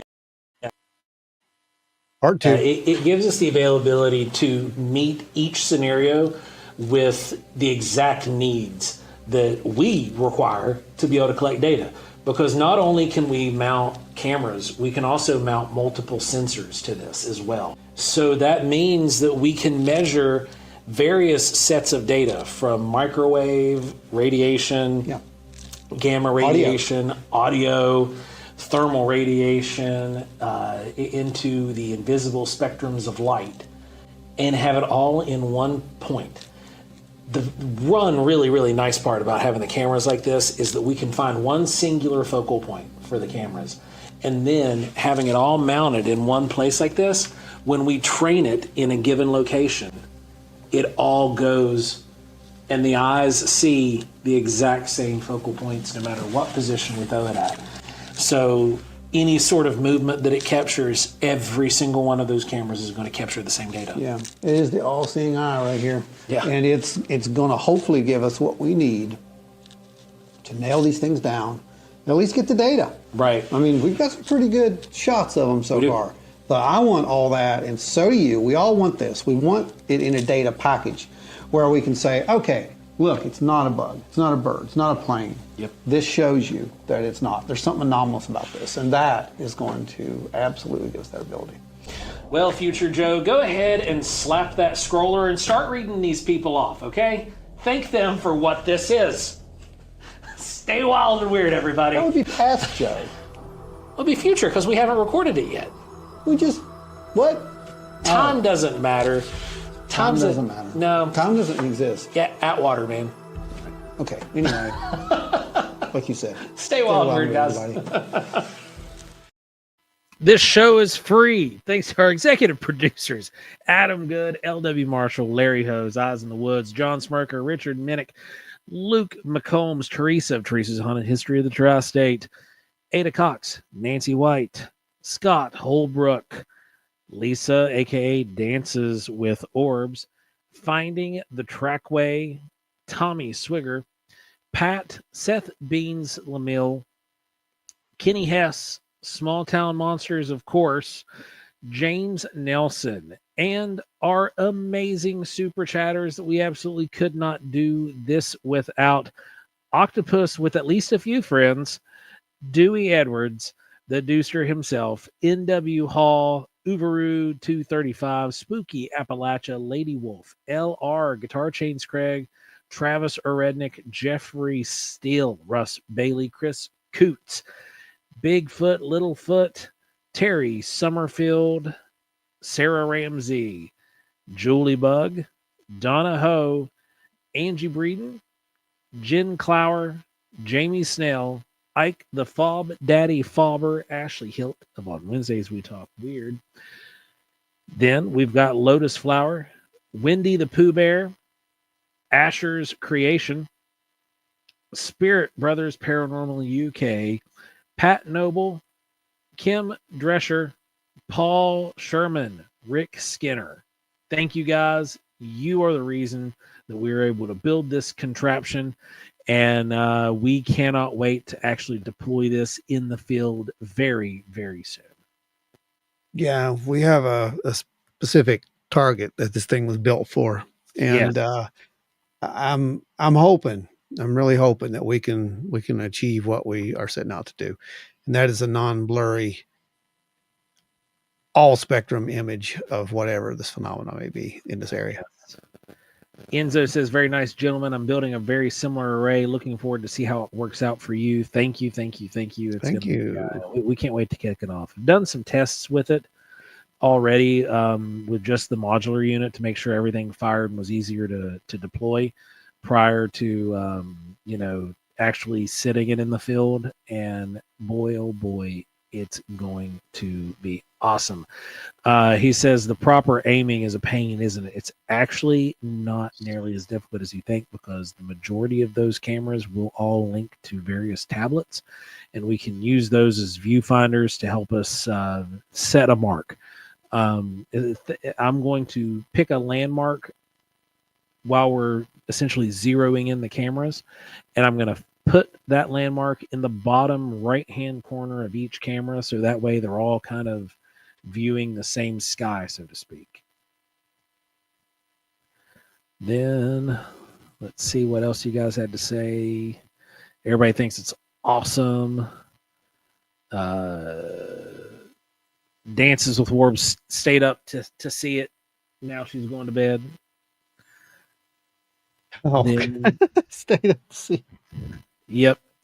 Linda says, "Go get them, guys." Ada's going to bed too. Guys, get an A rig or a U rig. It doubles as a gimbal. Well, this thing. A gimbal. I mean, we got those. Yeah, we have a couple gimbals already. There's a few of them, but I really wanted something that we could put those multiples on and just make it stationary, especially for this new area. This one area, there are things that are appearing in this one specific spot. There's really not going to be any need for us to move the camera around once it's just in that spot. And if we do have to move, it's just going to be a pan, you know. That's what I'm hoping for. And just Way of the Sploot said, I really like the show. Please forgive me, but I have to try to sleep. I came down with a cold. Oh, bummer. It's kicking my rear. Look forward to the shows. Is that a PlayStation controller that I see in the thing? If so, try to find us on PlayStation on PSN. I'm Skinwalker 13. we will game it up. Then let's see. Folks, do be sure to take the time to leave a comment on this actual video after you leave. It helps us with the algorithms. Jump out of the live chat and go leave a comment on the actual video itself, guys. That helps us out so much. LR says it looks like a fun piece of equipment. Then finally Trackway said get an airsoft windy helmet. I like the rig you had. It's pretty cool. This one's designed instead of to see what we're seeing, like and move with our heads, we're wanting a very clean, stationary, static shot. Yep. Because for the last couple years we've been struggling with getting everything put together in the first place. But now that we've got it all and we've accumulated the resources, we're going to be scouting with a roaming thermal to look for targets. We're also going to be scouting with, the second generation night vision and looking for targets. And then we're going to see if we can get these things all synced up on the static modular unit and see what they show, because we'll have full spectrum, we'll have thermal, and we're going to have night vision, and we're probably going to have a time lapse of some sort and with a long exposure.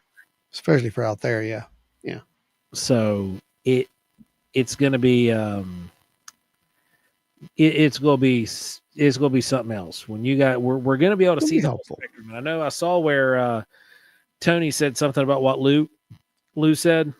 Why is everyone sick? That weather, man. We went cold to hot to cold again. But anyway, he said something that Lou had been saying we needed to do this for a while, and we were saying it before Lou ever went public was saying that. We've been trying to get piece of equipment specifically to see the invisible. We had all the devices to measure the invisible, but for folks who'd been to our talks in the past at the UFO conferences or at Small Town Monsters Monster Fest, we went over that and why it was so important, and we went over the spectrums of light and what we can and can't see, and that the majority of what we're experiencing in life is invisible, and we have no idea we're experiencing it. There's a lot of invisible stuff in there. Rob Posey says impressive, but is it as impressive as the see-through glasses we ordered in the No, it will never be as impressive as the see-through glasses from Comic Book, Rob. Never. There's nothing that thing can do that'll rival those. Highly recommend getting a Zoom M3 mic tack. We've got a bunch of Zoom products. We don't have a Zoom 3. But we've got a bunch of other Zoom products. A whole lot. Enzo says, sounds like you're likely to catch what you're looking for. And I'm hoping so, because we want to see, we can use this technology to almost pinpoint what kind of nanometers they're projecting and what range they're in to give us a better idea of what tools to use, which we've already got a good idea. Yeah. We already got a really good idea because of some of the stuff you've already seen that we've released over the weeks. But yeah, Mid Ohio said, I missed half the show. My expensive internet connection has went down. Oh, that sucks, man. Yeah, it's Terry bad. says, I typically set my psionics stationary on a tripod. Kind of limits your mobility, but it makes for a steady video. Yeah, it does limit the mobility a little bit, but get you a tripod with one of those swivel handles and maneuver that bad boy around some. Get one that's got the swivel and then the grip underneath, so that way you can move it and give it a little bit of stability when you're moving it. Wanberry says, I suspect the invisible orbs are what's making us paranoid here in Wanberry. Would love to catch more in different spectrum. Oh, absolutely. We've got some in different spectrum already, Beth. Yeah. That's what those ones that were captured in were. It's just we didn't have the super high-powered one back then. Right. Now we do.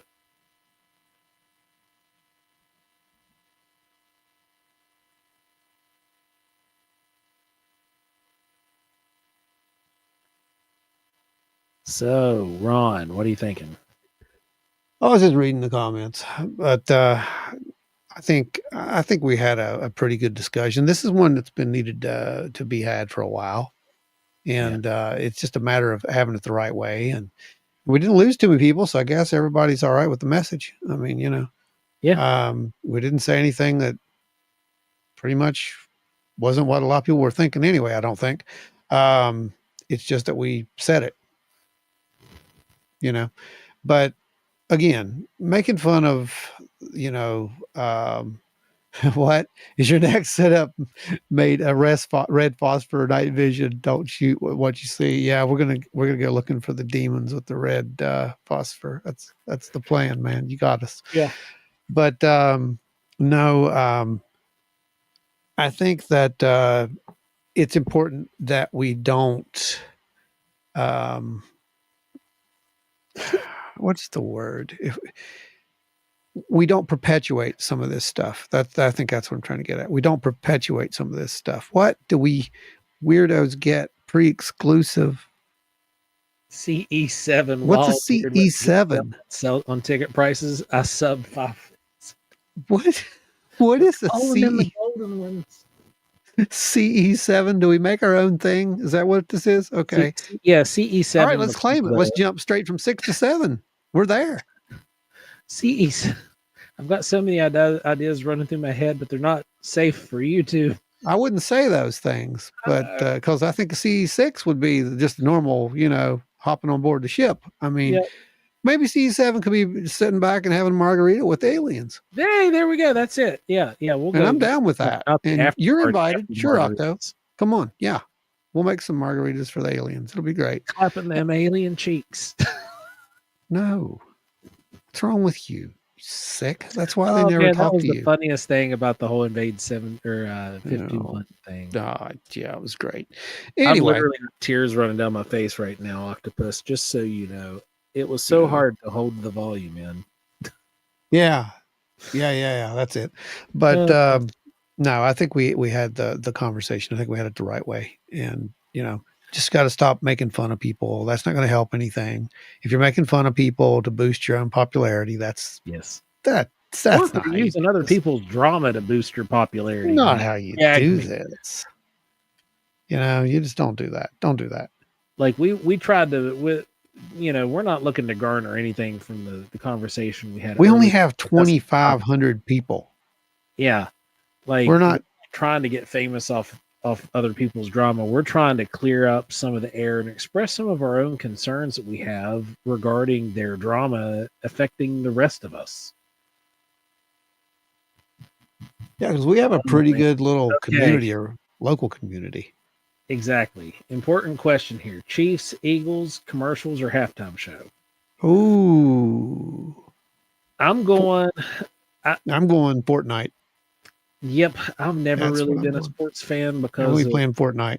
Family connections to sports.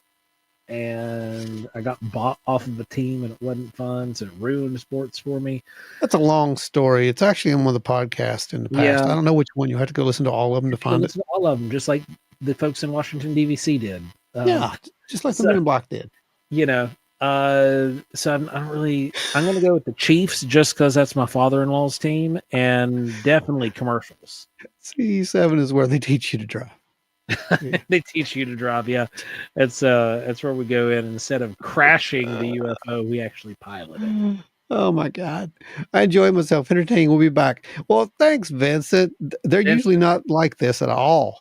So come on back and see what the Yeah, flavor is next week. Normally it's not as serious of a tone. Like we do take a serious tone, but we're Whoops. not as heavy as we were tonight. Tonight was a very introspective look, I think, at some of the stuff that's going on topically within the community. We try to dive in to research and also present it in an entertaining manner. This is good. You can can always yeah. drum go up ahead. followers by faking a feud with Hellbent Holler like Gray Barker and Jim Mosley did to boost their respective magazines. That's it. That's it. That's the secret. That's it right there. Yeah. That's what we're gonna do. Joe will like that. That'll be Yep. fun. Jesse left the show on bad terms. That's how we can start this rumor. we kicked her off. We'll get the ball rolling now. It's her serve now. Oh, we are in trouble. No, she's gonna kill us. Love you, Jess. Oh man, no, for real. If you guys, those of you who aren't, go check out Hellbent. They're That's funny. They're for real. LR says we got to see Joe preach. Oh God, that Sort of. preaching. That was No, just sort of, not really. You got to see a little bit of what it was used to be like. A glimpse, a mirror dimly lit, if you will. All right, Terry McCullough says I'm ready to get together and skywatch. Absolutely, I'm ready to irradiate every one of us. Well, we've been talking about that, folks, and we're working out the timeline for the workshops this coming year, and we should have you something very, very, very shortly. Yep. But it looks doable. So as of right now, we think we might have a plan. So we're gonna hold back for about another week or two before we make the announcement. When we do make the announcement, you'll know. You'll be the first to know, and then you can figure out if you're going to be, fast enough to get in on the limited spot when we make the actual announcement when you can buy the tickets. Because what happened last year was insane, and I don't know if we're going to see another replay of that, but I'm pretty sure that'll probably happen. Yeah, it's going to be a good time. It'll be a good time. Everybody's going to have fun, and you'll get to actually see some cool stuff probably. Yep. And yeah, you'll definitely see some cool stuff. Oh yeah, equipment wise, work or not? Definitely equipment wise, Yeah, exactly. Oh man. All right, folks, got questions? He said I wore a button-down shirt with a collar on purpose. Oh, if you got any questions, please. I'm even wearing khakis. Do post them, and if you have any suggestions for next week, what you'd like to see, go ahead, put those up there. Yes. That helps us a little bit because I don't like to think. I did that for years. I don't want to do that anymore. If you all can, throw a topic at us, we'll look at that. Yep. But this one may get thrown over on actual podcast too, because it's a pretty good show. So yeah, it is. Yeah, we had a lot of good questions from the audience. Keep those in there.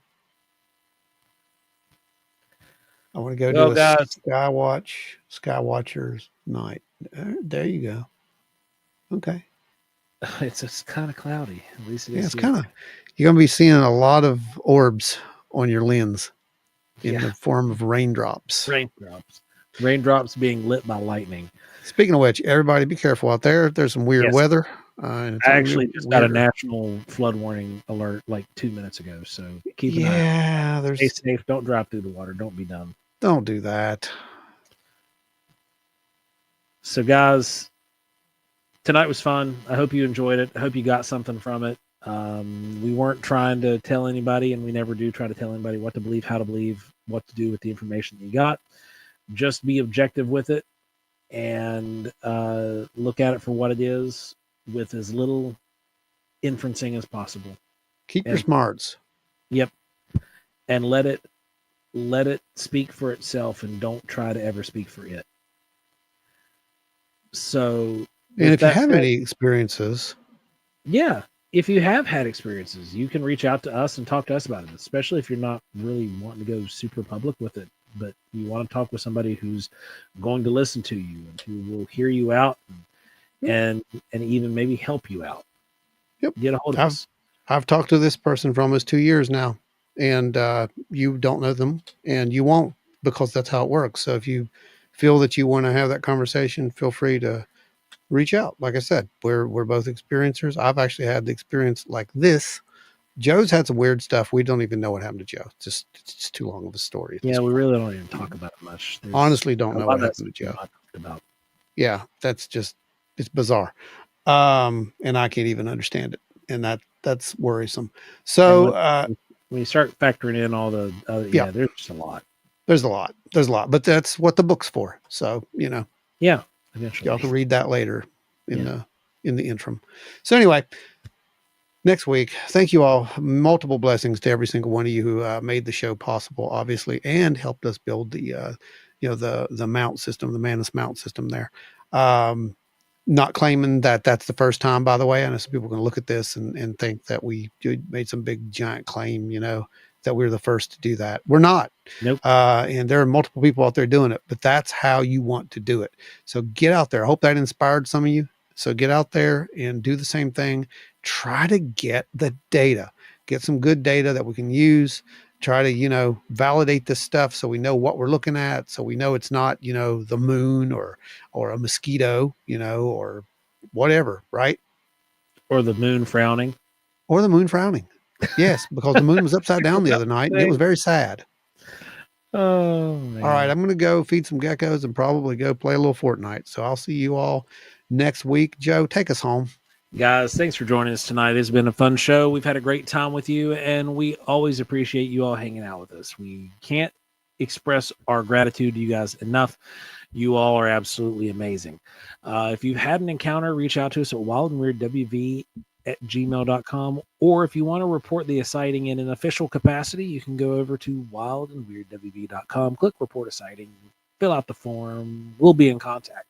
If it's in our area, we might actually get out and hang out with you and document everything and get out in the field. It'll be fun. Oh my God, there's one other thing I forgot to tell you, Joe. One other thing I forgot to tell you folks. Joe knows this. I don't know why I said that, but the rest of you don't know because you said, hang out with us, right? So yeah, if you're ever in Point Pleasant and we're there, yeah, find us. Okay. Yes. We're there sometimes. And you can go hang out with Steve Ward. That's fine. You can do that. He's okay. But you can come out and hang out with us. And, it might, I don't know. It's hard to tell. There could be Mothman margaritas involved. I don't know. There very well could be. That's a thing, by the way. Thank you, Rio Bravo 2. Thank you. That was a godsend. You have Rio no Bravo idea. 2, we love you. Absolutely. Mothman margarita, kids. It's real. Okay. It is indeed. Guys, again, thank you all. Have a great weekend. Have a very safe Friday. Be careful out there. Keep your eyes open for all kinds of craziness. And, you never know. You might see a UFO. You might see Bigfoot. You might see a ghost. Get a hold of us if you do. And remember, if you have some kind of a strange encounter and the being starts giving you, I don't know, otherworldly advice, don't just blindly take it at face value. Stay wild and weird, everybody. What's the fun in that? Eventually, stay wild and weird. This time, now.